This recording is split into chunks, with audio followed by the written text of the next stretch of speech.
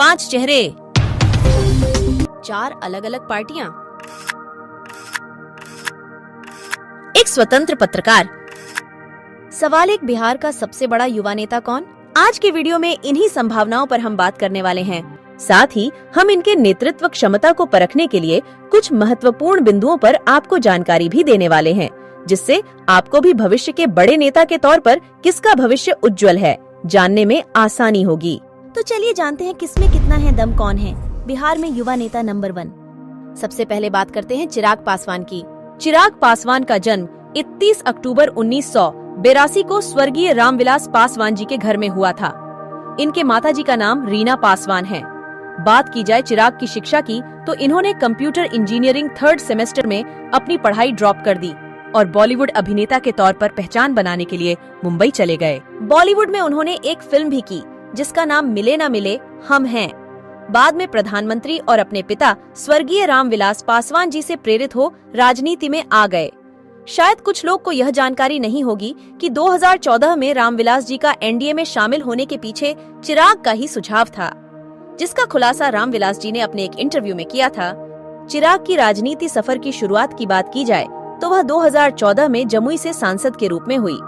फिर दोबारा इसी सीट से 2019 में पिछले बार के मुकाबले ज्यादा मतों से जीतकर फिर से जमुई के सांसद बने।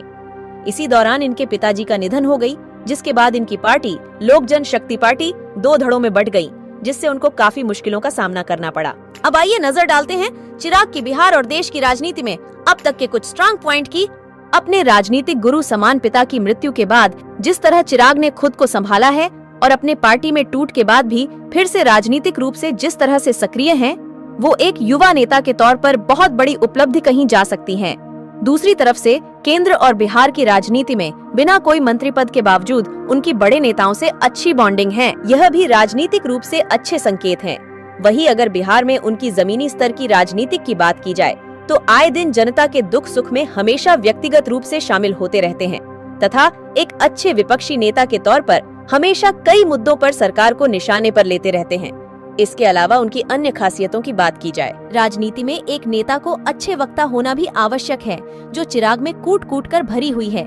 इसके साथ ही इनके बिहारी फर्स्ट विजन से युवाओं में इनकी लोकप्रियता काफी ज्यादा है, जो एक युवा राजनेता के तौर पर चिराग की बहुत बड़ी उपलब्धि कही जा सकती है। साथ ही बिहार में पिछड़े वर्ग के सबसे लोकप्रिय नेता के तौर पर भी चिराग का वर्चस्व बढ़ा ही है। यूँ कहे तो इसमें वह अपने पिता रामविलास जी के नक्शे कदम पर हैं। चलिए, ये तो हुई इनकी राजनीति स्ट्रांग पॉइंट। अब जानते हैं चिराग की वीकनेस पॉइंट। चिराग की वीकनेस पॉइंट की बात की जाए तो सबसे पहले आती है ज्यादा उत्तेजित होना। जी हाँ, कहते हैं राजनीति में सफलता की सीढ़ियां चढ़नी हो तो कई मुद्दों पर मौन साधनी पड़ती है, मगर चिराग हर मुद्दे पर बढ़ चढ़कर बोलते हैं। यही कारण है 2 बार सांसद रहने के बावजूद मंत्री पद से दूर रहे, जिसकी एक बड़ी वजह नीतीश कुमार की नीतियों का विरोध को भी आप मान सकते हैं। दूसरी बड़ी वीकनेस की वजह पारिवारिक कलह को मान सकते हैं, जिसके कारण पार्टी में टूट भी हुई और अंततः उन्हें लोजपा रामविलास पासवान बनानी पड़ी। इसी तरह कुछ वीकनेस में पिता रामविलास जी की स्वर्गवास के बाद अकेले पहचान बनाना, राजनीति में स्थायी रूप से स्थापित होने के लिए मंत्री पद का ना होना मान सकते हैं। अंततः चिराग बिहार के एक लोकप्रिय नेता हैं, कह सकते हैं, तथा उनके फैन फॉलोइंग देखकर उज्जवल भविष्य की कामना भी कर सकते हैं। बाकी आपकी क्या राय है, कमेंट में जरूर बताइएगा। वीडियो में आगे बढ़ते हैं। अब जानते हैं प्रशांत किशोर के बारे में। भले ही प्रशांत किशोर की राजनीति में एंट्री हाल ही में हुई हो, पर राजनीतिक रणनीतिकार के रूप में उनकी योग्यता से प्रत्यक्ष या अप्रत्यक्ष रूप से हर कोई वाकिफ है। केंद्र की बीजेपी सरकार की सबका साथ सबका विकास वाला थीम हो, या बिहार में नीतीश कुमार का बिहार में बाहर हो फिर से नीतीश कुमार हो वाला थीम हो, या फिर बंगाल में खेला होवे वाला थीम, सब में अप्रत्यक्ष रूप से प्रशांत किशोर की ही भूमिका कही जा सकती है तथा नरेंद्र मोदी, ममता बनर्जी और नीतीश कुमार को सत्ता की सिंहासन पर बैठाने में इनकी रणनीति का योगदान को भुलाया नहीं जा सकता। प्रशांत किशोर का जन्म 20 मार्च 1977 को बिहार के बक्सर जिले में हुआ था। इनके पिता का नाम श्रीकांत पांडे है, जो एक डॉक्टर थे। प्रशांत किशोर की शिक्षा की बात की जाए तो इनके पास इंजीनियरिंग की डिग्री है। साथ ही वह एक राजनीतिक रणनीतिकार के अलावा 8 वर्षों तक संयुक्त राष्ट्र के लिए काम किया है। भले ही प्रशांत किशोर का जन्म बक्सर जिले में हुआ हो, पर मूल्य रूप से वह रोहतास जिले के कोनार ग्राम से ताल्लुक रखते हैं और उनकी हालिया राजनीति उपलब्धि की बात की जाए तो उनके जन सुराज अभियान के समर्थन से सारण शिक्षक निर्वाचन क्षेत्र से उनके उम्मीदवार केदारनाथ पांडे ने बिहार विधान परिषद की चुनाव में जीत दर्ज की है। अब बात की जाए प्रशांत किशोर की स्ट्रॉन्ग फैक्टर की, तो यह कहना काफी उचित होगा जो दूसरों को राजनीति करना सिखा सकता है, उसकी खुद की राजनीतिक परख कितनी होगी। दूसरी स्ट्रॉन्ग फैक्टर की बात की जाए तो इनकी भी राजनीति चिराग की तरह ही जातियों से ऊपर उठकर विकास के मुद्दे पर आधारित होती है। तीसरी फैक्टर की बात की जाए तो जन सुराज अभियान छोटी ही सही मगर रंग दिखाना शुरू कर दिया है, जिसका तत्कालीन उदाहरण बिहार एमएलसी चुनाव से समझ सकते हैं। अब बात की जाए प्रशांत किशोर की वीक फैक्टर की, तो यह कहना काफी उचित होगा। बिहार जैसे राज्य में विकास से ज्यादा लोग जातिगत राजनीति पर वोट करते हैं, जो प्रशांत किशोर की हालिया राजनीति रणनीति का हिस्सा नहीं है। दूसरी तरफ कई राजनेताओं के साथ काम करने के कारण इनकी चुनावी रणनीति लीक हो गई है, जिसके कारण विरोधी इन पर पलटवार का मुद्दा खोजने में कामयाब होंगे तथा उनकी तरह ही रणनीति बनाकर उनके मुकाबले के लिए तैयार रहेंगे। अंततः यह कहना मुनासिब होगा, प्रशांत किशोर एक अच्छे नेता हैं, मगर बिहार जैसे राज्य में उनको अपनी चुनावी रणनीति में कहां तक सफलता मिलेगी उसका आकलन मुश्किल है। फिर भी उनके अच्छे भविष्य के कामना के साथ वीडियो में आगे बढ़ते हैं। अब बात करते हैं कन्हैया कुमार की। कथित JNU भारत विरोधी नारे के सूत्रधार के रूप में चर्चित हुए इस युवा नेता की कहानी भी बहुत ही प्रेरणादायक है।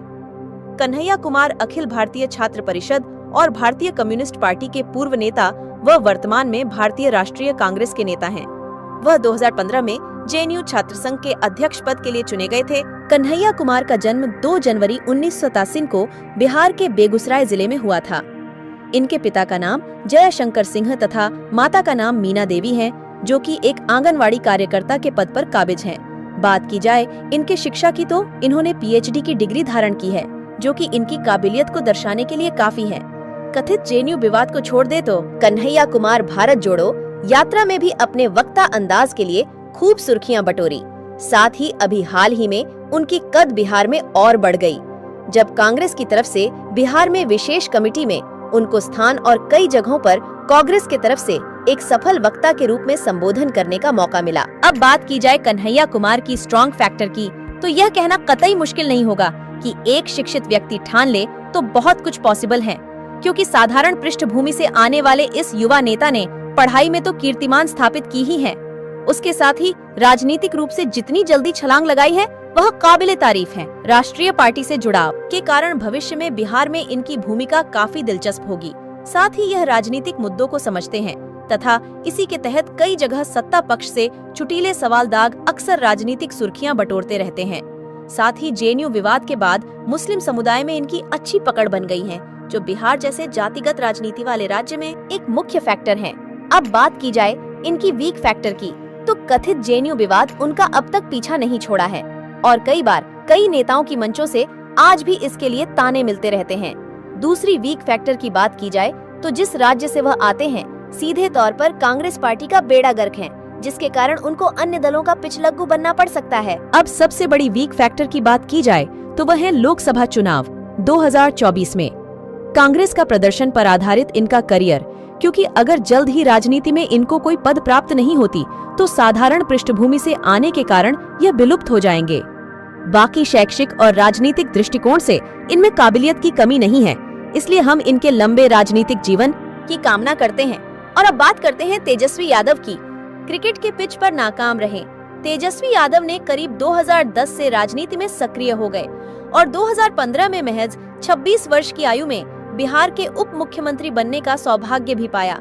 भले ही नीतीश कुमार के पलटी मारने के बाद वह विपक्ष में बैठे, मगर सत्ता के दाव पेंच की गुर 2014 के अपने छोटे से ही कार्यकाल में सीख लिया, जिसके परिणाम स्वरूप 2019 में लालू यादव की खराब सेहत के बावजूद इनकी पार्टी राष्ट्रीय जनता दल 75 सीट जीतकर बिहार की सबसे बड़ी पार्टी बनी।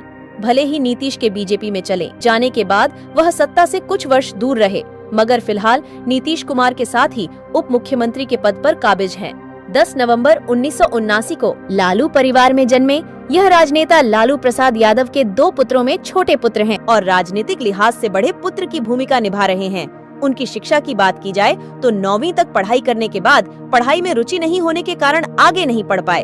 मगर जिस तरह से आरजेडी की गिरती जनाधार को वापस समेटने में कामयाब हुए हैं वो काबिले तारीफ हैं और कम शिक्षित होने के बावजूद अपनी नेतृत्व क्षमता से पिता और पार्टी दोनों की साख बचाने में अब तक कामयाब हैं।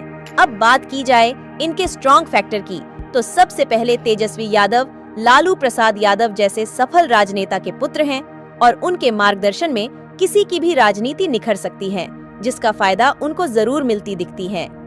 दूसरे स्ट्रॉन्ग फैक्टर की बात की जाए तो बिहार की राजनीति में जातिगत मुद्दे विकास से कहीं हावी रहते हैं, जिसके परिणाम स्वरूप अपने पिता की तरह ही जातीय राजनीति को समझते हुए जातिगत जनगणना जैसे मुद्दों को तुल देते रहते हैं। तीसरी स्ट्रॉन्ग फैक्टर की बात की जाए तो राजनीतिक रूप से बहुत सारे संपत्ति अर्जित की है, जिसकी बदौलत चुनावी रणनीति के लिए खूब पैसे खर्च करने में सक्षम है। अब इनकी वीक फैक्टर की बात की जाए तो सबसे पहले आती है खराब राजनीतिक छवि, जिसमें भ्रष्टाचार, एमवाय जातीय समीकरण आधारित चुनावी रणनीति, वंशवाद की राजनीति और बोलने के कुहड़ तरीके प्रमुख हैं। दूसरे वीक फैक्टर में है कई भ्रष्टाचार के आरोपों में नामजद होना। तीसरी वीक फैक्टर है बढ़ती जागरूकता, जिसके कारण लोग अब उनकी रणनीति को समझकर विकास के मुद्दे पर बात करने लगे हैं, जिससे जातिगत राजनीति मुद्दे पर कई जगहों पर मात खा जाते हैं। अन्य वीक फैक्टर हैं अपने पार्टी के दम पर अकेले सत्ता पर काबिज न होना, जिसका उदाहरण एक बार नीतीश कुमार पलटी मार कर दे चुके हैं। अंततः तमाम मुद्दों और आरोपों के बाद भी तेजस्वी एक लोकप्रिय नेता हैं। चलिए अब बात करते हैं सबसे अंतिम युवा चेहरा मनीष कश्यप के बारे में। मनीष कश्यप का जन्म 9 मार्च 1988 को बिहार के पश्चिमी चंपारण जिले के एक गांव डुमरी महानमा में हुआ। इनके पिता का नाम उदित कुमार तिवारी हैं, जो इंडियन आर्मी में हैं। बात की जाए इनकी शिक्षा की तो इनके पास सिविल इंजीनियरिंग की डिग्री है, मगर यह अपनी डिग्री के अनुरूप पत्रकारिता को प्रमुखता दी और एक सफल स्वतंत्र पत्रकार के रूप में हर सोशल मीडिया प्लेटफॉर्म पर छा गए। अब सवाल उठता है कि एक पत्रकार को राजनेता की श्रेणी में क्यों रखा गया, तो उनकी पत्रकारिता के दौरान हुए कुछ घटनाक्रम के दौरान बिहार के उप मुख्यमंत्री को चुनौती देना प्रमुख वजह है, जिसके कारण फिलहाल वह जेल में हैं। मगर जिस तरह से उनकी बेबाक पत्रकारिता के लोग कायल हैं, उसी से मीडिया में कयास लगाया जाता है कि मनीष कश्यप जेल से निकलने के बाद राजनीति में एंट्री करेंगे, मगर उनकी तरफ से इस संबंध में अभी तक कोई आधिकारिक जानकारी नहीं दी गई है। मगर फिर भी वह राजनीति में आते हैं तो उनके कुछ स्ट्रॉन्ग फैक्टर पर चलिए एक नजर डालते हैं। मनीष कश्यप की पहली स्ट्रॉन्ग फैक्टर है वह हमेशा अपनी पत्रकारिता जमीनी स्तर से की है, जिसके कारण बहुत सारे लोगों के बीच उनका अक्सर आना जाना रहता है तथा लोग भी खुद को उनसे जुड़ा हुआ महसूस करते हैं, जो राजनीतिक लिहाज से अच्छी बात है। दूसरी स्ट्रॉन्ग फैक्टर की बात की जाए तो मनीष कश्यप जिस तरह से बिना कोई राजनीतिक समर्थन के भीड़ जुटाने में काबिल है, वह भी राजनीतिक रूप से एक अच्छी बात मानी जा सकती है। तीसरी स्ट्रॉन्ग फैक्टर की बात की जाए तो अपनी पत्रकारिता के कारण बहुत से मुद्दे ऐसे हैं जिसके लिए उन्होंने बेबाकी से आवाज उठाई है, जो राजनीतिक रूप से लोगों को उनके प्रति आकर्षित करती है, जिसके परिणाम स्वरूप ही राजनीति में मनीष कश्यप की आने का चर्चा जोरों से है। कुछ अन्य फैक्टर की बात की जाए तो कई ऐसे मुद्दे हैं जिसकी भविष्यवाणी मनीष कश्यप द्वारा की गई और वह सच हो गई, जिसमें भागलपुर पुल की जर्जर स्थिति वाला भविष्यवाणी काफी सुर्खियां बटोरी और इन सब के कारण लोगों में मनीष कश्यप के प्रति ट्रस्ट भी बढ़ी है। अब बात की जाए मनीष कश्यप की वीक फैक्टर की तो सबसे पहले आता है पारिवारिक पाबंदी।